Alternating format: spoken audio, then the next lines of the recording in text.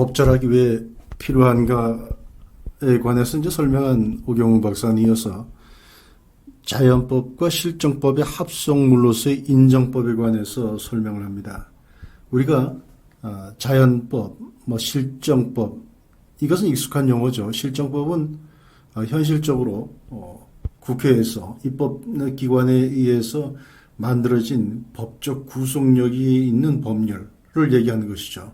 물론 불문법 국가 같은 경우에는 판례 이런 것도 하나의 그 실정법으로 들어가겠습니다. 어쨌든 현실적으로 사회적 구속력이 있는 규범을 우리가 실정법이다 그렇게 하고, 그 실정법 배후에 있는 어떤 실정법을 정당화하는 불변의 원칙을 포함한 것을 자연법이다. 이제 보통 우리가 그렇게 생각을 하고 있죠. 그런데 오경우 박사는 인정법에 관해서도 설명을 합니다. 그게 인정법은 실정법을 포괄하는, 여기에 자연법의 원리까지 포함한 것을 이제 인정법, 여기에 대응하는 것으로는 신의 법이라고 하는 뜻에서의 신정법이 되겠죠. 어쨌든 사람의 법, 쉬운 말로 하면 사람의 법, 이 정도 될 텐데, 오 박사는 이렇게 얘기합니다. 인정법이란 무엇인가? 그리고 우리가 이 인정법을 이해하기 위해서는 영구법, 특히 이 인정법의 핵심 부분을 형성하고 있는 자연법을 이해하지 않으면 안 된다는 거죠. 토마스 아퀴나스의 말을 빌어서 이렇게 얘기합니다. 인간이 제정한 모든 법은 그것이 자연법에서 비롯되는 한도 내에서 법으로서의 성격을 향유한다. 이 말은 인정법이 실정법을 포괄하는 것이고, 그 인정법은 자연법의 한도 내에서 정당성이 인정되는 것이기 때문에 실정법 자체는 당연히 자연법의 한계 내에 복속된다. 자연법을 그 테두리로 한다라고 하는 것을 알 수가 있습니다. 이런 점에서 우리가 실정법 만능주의라고 하는 것이 있죠. 어떤 형태로건 간에 형식적인 입법기관을 통해서 나오는 모든 법은 그 법으로서의 구속력이 있다. 이렇게 하는 것을 우리가 실정법 만능주의 그렇게 하는데, 지금 이 인정법을 자연법의 한계 내에서 인정한다라고 하는 그런 논리에 의하면 어떤 실정법이건 간에 그 실정법이 법으로서 형식을 갖추고 있다고 해서 법은 아닌 것이죠. 사실 법 만능주의 위험성은 굉장히 우리가 생각하는 것 이상으로 클 수가 있습니다. 나중에 보겠습니다마는 사회주의 법계, 소비에트 법계에서 얘기하는 법도 역시 따지고 보면 법이라고 하는 겁니다. 그 사람들도 그걸 이제 법이라고 하죠. 그러나 사실 그런 것들을 법이라고 볼 수 있는가? 옛날에 그 개성공단 관련해서 개성공단에 입주한 그 한국 기업들을 상대로 해서 그 안에서 적용되는 형사법을 제가 본 적이 있습니다.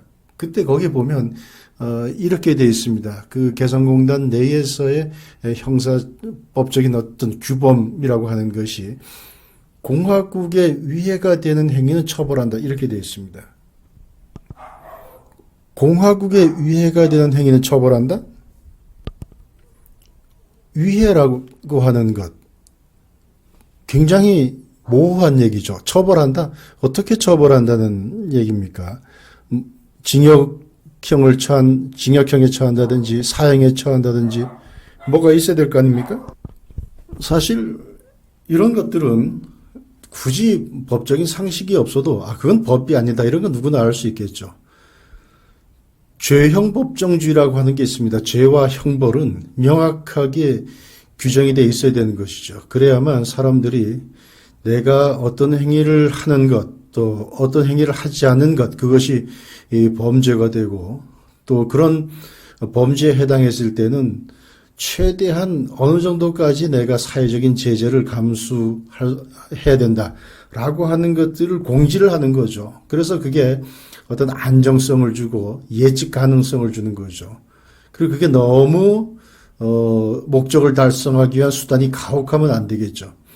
뭐 이런 것들이 기본적으로 깔려 있어야만 우리가 법이라고 그러는데, 아까 제가 말씀드렸던 이 개성공단의 법, 뭐 공화국에 위해가 되는 행위는 뭐 처벌한다 라고 하는 이런 것들도 실정법 만능주의에 의하면 그것도 법이라고 우길 수가 있는 겁니다. 오경훈 박사가 얘기한 인정법이 자연법 한도 내에서 인정돼야 된다라고 하는 것들은 바로 이러한 위험성에 대한 경고이겠죠. 오경훈 박사는 그래서 브렉턴이라고 하는 사람이 있습니다. 브렉턴. 1210년에 태어나서 1268년에 돌아가신 분인데 13세기의 사람이죠. 이 사람 그 책 중에 유명한 그 저술 중에 하나가 잉글랜드의 법과 관습에 관하여라고 하는 책이 있습니다. 이 법학자죠. 이 브렉턴의 얘기를 거기다가 인용을 하고 있습니다.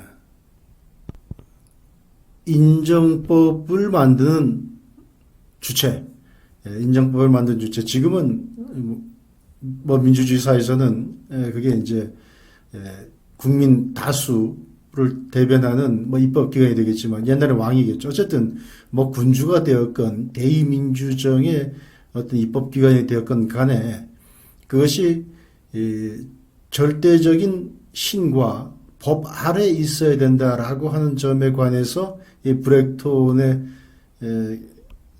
설명을 갖다가 인용하고 있는데, 지금도 우리가 굉장히 한번 곰곰이 생각해 봐야 될 만한, 볼 만한 그런 중요한 말이 아닌가 싶습니다. 브렉톤의 얘기입니다. 13세기 브렉톤의 얘기입니다. 정의를 받아들임에 있어서는 왕도 그 왕국 내에 가장 천한 자와 동등한 것이 사실이다. 반면 권력에 있어서 왕이 다른 누구보다 우월하다는 것도 또한 사실이다. 그렇다고 할지라도 왕의 권력이 속박에서 벗어나 제멋대로 되지 않게 하기 위하여 왕의 마음은 하나님의 손에 있지 않으면 안 된다. 그러므로 굴레를 벗어난 권력이 무법에 이르지 않도록 하기 위하여 절제라는 마구와 중용이라는 고삐를 써야 한다. 하나님의 종이며 사자로서 왕은 합법적으로 행하는 외에 다른 아무것도 할 수 없다. 굉장히 중요한 말입니다. 그러니까 왕이라고 하는 것은 무엇이든지 할 수 있지만 그 할 수 있는 그 기준이 뭐냐? 그건 합법이라고 하는 겁니다. 왕의 의지가 곧 법의 힘이다라고 하는 것은 아무런 해답이 될 수 없다. 왜냐하면 그러한 법률 말미에는 반드시 왕의 권한과 관련하여 인정되는 왕법에 의하여라는 문구가 붙기 때문이다. 법으로서 효력을 갖기 위해서는 분별 없이 멋대로 행하는 왕의 의지가 아닌 왕의 권한으로 신하들의 의견을 들은 뒤 적정한 숙려를 갖고 그것이 행사될 때 비로소 법이 되는 것이다. 이 말은 참 오늘날에도 시사하는 바가 크죠. 왕의 의지가 곧 법의 힘이다. 이거는 순환 문법이라는 거죠. 내 의지가 법이고 법에 따라서 난 행동한다. 이래서는 이것은 법도 아니고 아무것도 아닌 인간의 자의적인 힘의 행사밖에 되지 않는다라고 하는 것입니다. 그래서 사실 지금 대한민국에서도 이런 일이 벌어지고 있는 거죠. 입법기관의 행위, 그것도 다수당의 무엇으로 결정하면 그것이 민주주의라고 하는 이름 하에서 그게 의회 권력이라고 하는 이름으로 곧 힘이 되고 법이 된다라고 하는 것은 이미 13세기에 브렉톤이 경고했던 내가 원하니까 그게 곧 법이다라고 주장했던 그런 야만적인 것과 다름없다라고 하는 얘기입니다. 브렉톤은 이렇게 계속해서 얘기합니다. 왕의 권력은 법 안의 권력이며 무법의 권력이 아니다. 그리고 그가 법의 제정자이기 때문에 왕에게 무법을 낳는 기회가 허용되어서는 안 되며 오직 법들만을 낳아야 한다. 자, 왕이 낳아야 될 것은 오직 법들만을 낳아야 된다. 지금 대한민국 입법부가 법들만을 낳아야지 무법을 낳아서는 안 되는 것이죠. 아무렇게나 방망이 두드렸다고 해서 그것이 법은 아니라고 하는 것입니다. 브렉톤은 다시 이렇게 얘기합니다. 타인들에게 나쁜 짓을 금지하는 직분이라면 그가 금지한 것들 그 자신이 결코 범해서는 안 될 것이다. 요컨대 왕은 지상에서 하나님의 사자나 종으로서 그 권력을 정의를 행하기 위해서만 행사해야 하고 정의를 행하는 것 오직 그 자체가 하나님의 권능인 것이다. 악을 행하는 힘은 마귀로부터 나오는 것이지 하나님으로부터 나온 것이 아니다. 왕은 그가 위하여 일하는 대상이 종이 될 것이다. 그렇죠. 내가 누구를 위하여 일을 하는가?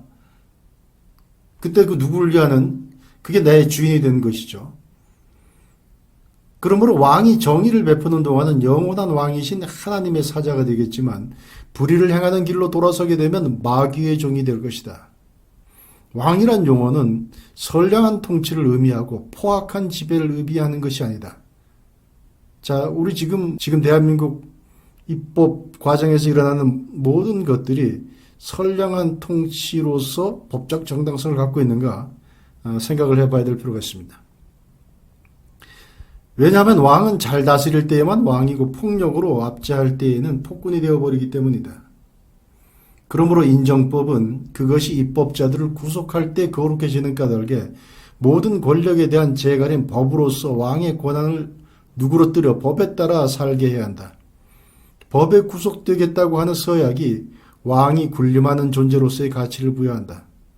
참으로 통치자에게 법에 따라 살겠다고 하는 것보다 더 적합한 일은 없으며 왕의 권위를 법에 따르게 한다는 것은 제국 그 자체보다 더 위대하다. 왜냐하면 법이 그에게 돌린 것을 그가 법에게 돌리는 것은 마땅한데 이는 그를 왕이 되게 한 것도 법이기 때문이다. 이 마지막 문장 굉장히 중요합니다. 왕이 어떻게 왕이 되었습니까? 법이 왕을 만들어준 거죠. 왕위의 정당성, 그것은 그를 왕으로 만들어준 법이 정당하기 때문에 왕이 된 것이죠.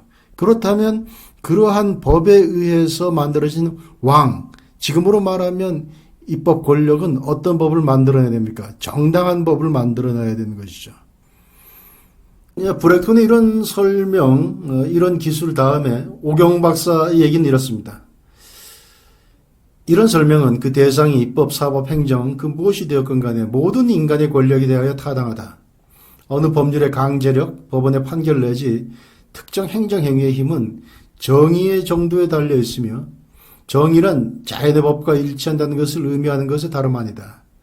자연의 법에서 유래하는 인정법은 자연법에 복종해야 하고 만일 어떤 점에서는 인정법이 직접 자연법과 충돌한다면 그것은 더 이상 법이 아니고 법이라는 이름을 빈 하나의 타락이다. 우리에게 과연 법만이 있는가 아니면 법 외에 법이라고 하는 이름을 빈 타락이 있는가? 이제 우리가 그걸 좀 살펴볼 필요가 있는 거죠.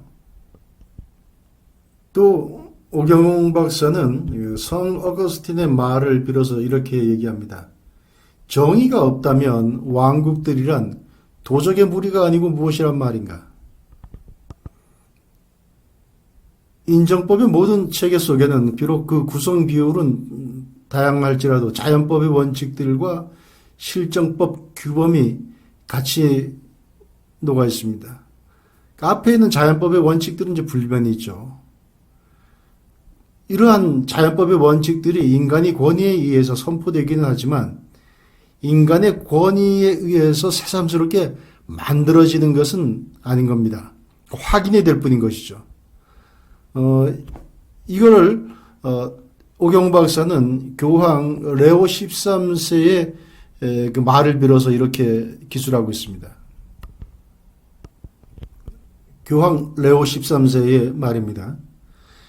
인간이 제정한 법 중에 어떤 것들은 그 본질상 선악과 관련되어 있는 것들이 있다. 이들은 때로 적절한 제재까지 동원하여 선을 쫓고 악을 피하라고 명한다. 그러나 이런 법률들은 결코 그 뿌리를 시민적 권위에 두고 있지 않다. 왜냐하면 시민사회가 인간의 천성을 창조하지 않는 것처럼 시민사회가 인간의 천성에 걸맞는 선이나 혹은 반대로 인간의 천성에 반하는 악을 만들어냈다고 할 수는 없기 때문이다.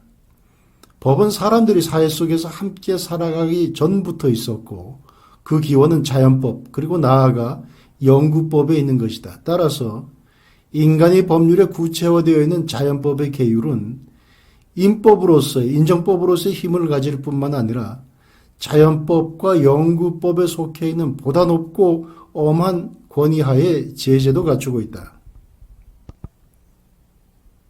여기에 나오는 그 영구법이라고 하는 말이 있죠.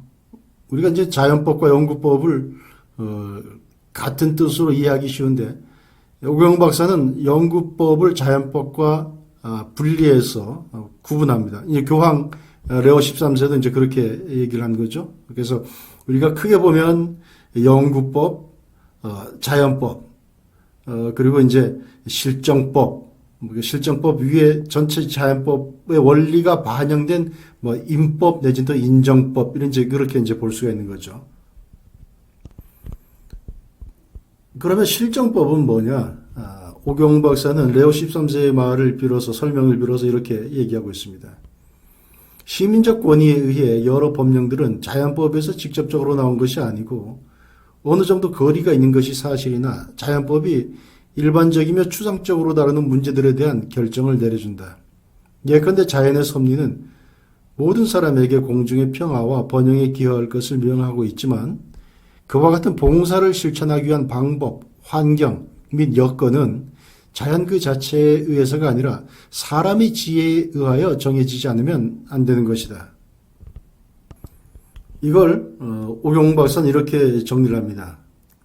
실정법은 실제로 자연법의 실천에 불과하고 사회생활의 환경과 조건의 변화에 따라 가변적이다. 살아있는 인정법 체계를 구성하기 위해서는 두 가지 요소가 필요한데 자연법적 원리와 그 자연법을 구체화해가는 결정, 이 두 가지가 필요하다는 겁니다. 토마스 아퀴나스의 말을 빌어서 이제 이렇게 얘기를 합니다. 악한 일을 행한 자는 처벌받아야만 한다는 것은 자연법이지만 어떤 특정한 방식으로 처벌할 것인가 하는 것은 자연법을 구체화해가는 결정에 속한다. 그러니까 예컨대 사람을 죽인 자, 남의 물건을 훔치는 것 이런 것들은 동서고금을 막론하고 그것은 허용되지 않는 거죠. 그러나 그런 행위를 한 자에 대해서 어떠한 형태의 처벌을 가할 것이냐, 이것은 시대에 따라서 장소에 따라서 조금씩 달라질 수 있고 인간의 지혜에 따라서 달라질 수 있다는 것이죠. 그 정신, 그것이 나쁜 것이다. 그것에 대해서는 제재가 있어야 된다. 라고 하는 것은 불변이지만 어떠한 제재를 어떤 방식으로 할 것인가. 뭐 도둑질을 했는데 옛날처럼 뭐 종아리에 뭐 그 힘줄을 끊는다든지 아예 사형을 처한다든지 뭐 그럴 수도 있고 뭐 아니면 그보다 가볍게 징역형을 보낼 수도 있고 그때마다 그것은 이제 달라질 수 있다라고 하는 것이죠. 그 자연법을 구체화해 가는 것이 바로 실정법이다 이제 이런 것입니다. 이 부분에 관한 설명에서 결론에 가서 이제 오경 박사는 이렇게 이야기합니다. 결론에 해당하는 부분이죠. 자연법의 원칙은 영구적이며 포괄적이다. 그러나 포괄적이라는 바로 그 이유 때문에 그것을 실제로 적용하게 될 때는 신축성을 갖게 된다. 실정법은 각양각색이며 인간의 권위에 의하여 변경할 수도 있다. 하지만 적어도 그것이 유효한 이상 그 적용에 있어서는 엄격하다. 자연법의 원리들이 광범하고 그 적용에 있어서 신축성이 있다는 이유로 많은 법률가들이 피상적으로 그 내재적인 영구 불변성을 부인한다. 마찬가지로 실정법이 명백하고 그 적용에 있어서 엄격하다는 이유로 경솔한 법률가들은 그 내재적인 가변성을 인정하지 않으려 한다. 우리는 이런 함정에 빠지지 않도록 주의해야 한다. 법은 정의의 심부름꾼이고 그렇게 되어야만 한다. 그런데 정의에게 가장 잘 어울리는 불변성이라고 하는 옷이 가끔 법을 괴상하게 만들어버린다.